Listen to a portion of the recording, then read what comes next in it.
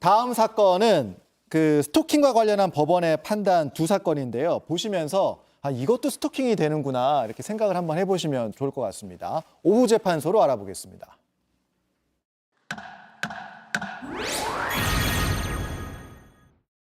자, 사파로 재구성을 해봤습니다. 보면 보여주시죠. 귀신이 SNS에 좋아요를 누르고 있는 장면인데요. 어떤 사건이냐면 진짜 귀신이 아니고 20대 A씨가 자신의 그 SNS 계정 프로필을 귀신 사진으로 한 다음에 그다음에 어떤 동창생인 B씨가 올린 글에다가 좋아요를 반복적으로 누릅니다. 그러면 이제 그 B씨는 자기 SNS를 열어서 보게 되면 반복적으로 귀신 얼굴이 계속 뜨게 되는 거죠. 그러니까 쉽게 얘기하면 귀신 사진을 계속 보낸 상황이 되는 겁니다. 자, 박사님 이거 왜 이랬다는 거예요? 이 A씨가 예. 26살인데요. 네. 학창 시절에 동창생인 B씨가 B씨에게 놀림을 당했다고 생각을 했기 때문에 앙심을 품었다라고 네. 합니다. 실제로 스토킹 가해자 중에 이제 많은 경우에 이런 그 피해자에 대한 앙심, 분노 뭐 이런 그 특성을 이제 가지고 있는데요.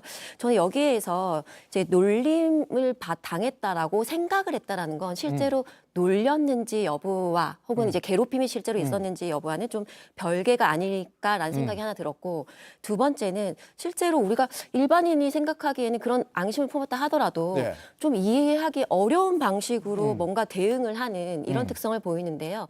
이 스토킹 가해자들의 특성 중 또 하나가 타인과의 친밀한 관계를 맺지 못한다라는 실패 경험이 있다라는 부분들이 있습니다. 다시 말하면 어떤 사회적 스킬이나 이런 것들이 좀 부족하다라는 부분인데요. 문제 해결 능력이나 불만이 있었을 때 이런 것들을 표출하는 방식이 제대로 된 대응을 잘 못하지 않는가라는 생각이 들었습니다. 그래서 이런 특정, 그러니까 가해자한테 가해자가 귀신 사진을 보여주는 게 단지 자기가 무서우니까 남들도 무서울 거라 생각했을 수도 있고, 아니면 피해자가 이걸 무서워한다라는 동창생으로서의 정보도 알았을 수도 있을 것 같다는 생각이 드는데요.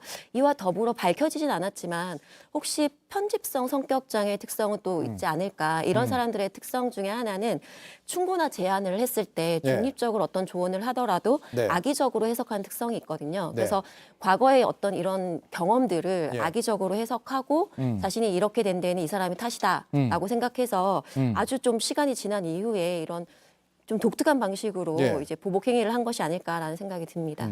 어떤 피해를 당했는지까지는 정확하게, 그러니까 학창 시절에 어떤 피해를 당했는지까지는 정확하게 지금 알려지지 않은 상황. 일단 그런데 이 행위 자체에 대해서는 법원이 스토킹으로 판단을 했어요. 네, 이게 유죄라는 게 이제 중요하고요. 예. 벌금 200만 원이 선고가 됐습니다. 예. 스토킹 처벌법에 따른 스토킹 범죄로 판단을 했고요. 뭐 200만 원을 선고한 데는 뭐 범행을 자백하고 있고, 근데 용서를 받지 못했어요. 그리고 여러 가지 뭐 양형 조건을 종합해서 형을 정했다고 하는데, 이런 판결들이 나오는 이유가 사실 너무 광범위한 것 아니냐라는 비판이나 그런 생각을 하실 수 있을 텐데, 네. 우리 법률 스토킹 처벌법이 가지고 있는 법문 자체가 네. 사실 이런 것들도 이런 행위를 반복하고 또 지속하는 과정에서 특정한 피해자가 불안감과 공포심을 느꼈다면 거기에 어떤 정당한 사유가 없으면 스토킹으로 보는 것이 우리 법률의 기본적인 법문의 그 규정 자체가 그래요. 네. 그리고 이런 거에 어떤 특별한 목적을 요구하지 않거든요. 그러니까 비교를 해보면 일본 같은 경우에는 스토킹으로 처벌이 되기 위해서는 어떤 애정 목적, 연애 감정 또는 그것이 충족되지 못한 원한 감정에 기반해서 특정한 행위를 해야지만 스토킹이 되는데 네. 우리나라의 스토킹 처벌법은 그런 목적 자체를 요구하지 않거든요. 그렇기 때문에 뭐 어떤 애정 관계에 기반한다거나 구애의 목적 이런 것과 무관하게 이런 사건에서도 스토킹이 될 수 있는 겁니다. 그래서 두 번째 재판을 볼게요. 한 주점 유흥업소에서 피해자에게 홍보 문자, 광고 문자를 막 보낸 겁니다. 예를 보면 뭐 불금입니다. 연락 주세요. 뭐 오늘 너무 좋습니다. 지금 오시면 원가로 진행합니다. 이걸 이제 밤에 늦은 시간에 한 20건 넘게 보냈다는 거죠. 네. 이런 광고 문자도 법원에서 역시 스토킹으로 그렇죠. 봤군요. 그래서. 예, 이것도 벌금 150만 원이 선고가 됐는데요. 예.